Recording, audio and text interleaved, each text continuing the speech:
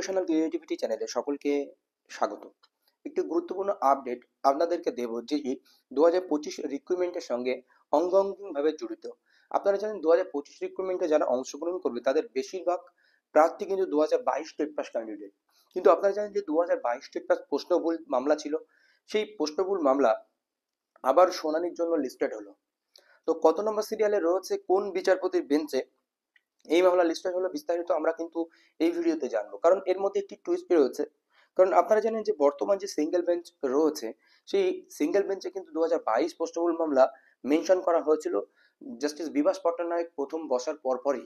কিন্তু দেখা যাচ্ছে যে ওই বেঞ্চে ট্রান্সফার ম্যাটার, পেনশন ম্যাটার ছাড়া অন্য কোনো ম্যাটার উনি নিচ্ছেন না। যে ম্যাটারগুলো যারা ক্যান্ডিডেট, যোগ্য ক্যান্ডিডেট বা দুর্নীতি সংগ্রস্ত যে রিক্রুটমেন্ট গুলো রয়েছে, সেখানে ভুক্তভোগী ক্যান্ডিডেট বা প্রশ্নবহুল মামলা রিলেটেড যে সমস্ত মামলাগুলো রয়েছে, চাকরি প্রার্থীদের, অসহায় চাকরি প্রার্থীদের কোনো মামলা সেই কোর্টে নেওয়া হচ্ছে না। কিসের জন্য নেওয়া হচ্ছে না? প্রতিদিন পেনশন ম্যাটার, প্রতিনিয়ত ট্রান্সফার ম্যাটার, এগুলো কি হচ্ছে কি, এই একটা প্রশ্ন থেকে যাচ্ছে। সেই জন্য আবার উপায় না পেয়ে ডিভিশন বেঞ্চে আবারই মেনশন করাতে গেলেন 2022 স্টেট পাসের কিন্তু ক্যান্ডিডেটরা। এখানে শুধুমাত্র যে পশ্চাদের পক্ষ থেকে, পশ্চাৎ যেহেতু ডিভিশন বেঞ্চে অ্যাপিল করেছিলেন, পশ্চাদের মূল মামলা চ্যালেঞ্জ করেছিলেন, সেহেতু শুধু পশ্চাৎ যায়নি, এখানে সমস্ত অ্যাপ্লিকেশন যাদের প্রশ্নমূল মামলা আছে বা ওখানে যারা অ্যাপ্লিকেশন করে প্রবেশ করেছে, তারা সবাই কিন্তু সেই প্রশ্নমূল মামলা মেনশন করেছেন। আপনারা জানেন যে কিছুদিন আগে রিপোর্ট জমা দেওয়ার কথা ছিল জাস্টিস তপব্রত চক্রবর্তীর বেঞ্চে। তো আপনারা সেই বিষয়টা দেখেছেন, কিন্তু জাস্টিস তপব্রত চক্রবর্তীর বেঞ্চে সেই রিপোর্ট জমা নিয়ে পশ্চাদের সিনিয়র অ্যাডভোকেট কিন্তু সিনিয়র অ্যাডভোকেট সুবীর সান্যাল, উনি কিন্তু অপোজ করেছিলেন। কিসের জন্য অপোজ করেছিলেন? যে এই ম্যাটারটা আগে জাস্টিস প্রসেনজিৎ বিশ্বাস এবং হরিশ ট্যান্ডনের বেঞ্চে ছিল। ওনারা গঠন করেছিলেন কমিটি, তারপরে আবার সেই রিকনসিডার করে আবার তিনটে পোস্টের জন্য আবার কমিটি কনসিডার করেছেন জাস্টিস সৌমেন সেন এবং প্রসেনজিৎ বিশ্বাস। কিন্তু জাস্টিস সৌমেন সেন যেহেতু এখন ভারপ্রাপ্ত চিফ মিনিস্টার হয়ে রয়েছেন, সেই জন্য ওই বেঞ্চে এই মামলা যাবে না, জাস্টিস সৌমেন সেনের বেঞ্চে।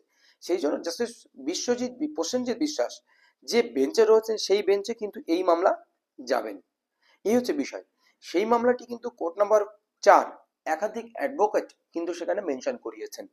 তো দেখেন, অনারেবল জাস্টিস মধুরেশ প্রসাদ, অনারেবল জাস্টিস প্রসেনজিৎ বিশ্বাস, এই বেঞ্চ কোর্ট নাম্বার 4 প্রসেনজিৎ বিশ্বাসের এই বেঞ্চ কিন্তু গঠন হয়েছে। জাস্টিস প্রসেনজিৎ বিশ্বাস কোর্ট নাম্বার 4 অনারেবল জাস্টিস মধুরেশ প্রসাদের সঙ্গে বসছেন। তো এই বেঞ্চে কিন্তু মেনশন করানো হয়েছে। তো এই বেঞ্চে এই প্রশ্নমূল মামলার রিপোর্ট কিন্তু জমা দেওয়ার জন্য কথাটি উত্থাপন হবেন।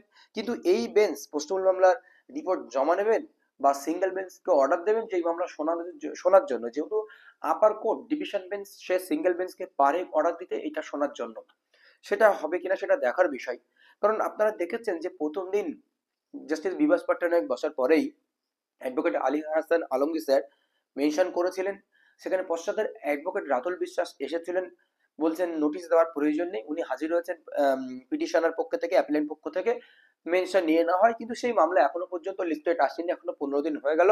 শুধুমাত্র pension matter and transfer matter ওখানে চলছেন। কিন্তু যারা বঞ্চিত ক্যান্ডিডেট যারা রয়েছে, আমি শুধু 2022 প্রশ্নভুল মামলার কথা বলছি না, এটা ভুল বুঝবেন না যারা পাশ করে আছেন।